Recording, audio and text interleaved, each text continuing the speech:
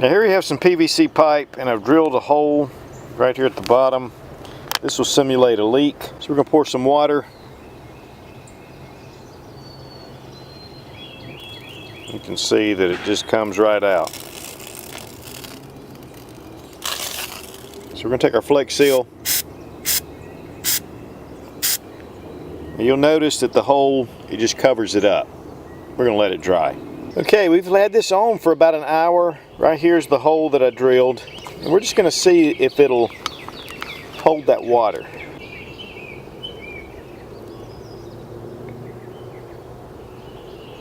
Yes, it is. Very good. I didn't plug it. Sometimes you can put a piece of tape over it and then use Flex Seal, but the hole was the size where I could fill it with the Flex Seal. And it's known to do that. So that's one of the best reasons to have some Flex Seal around.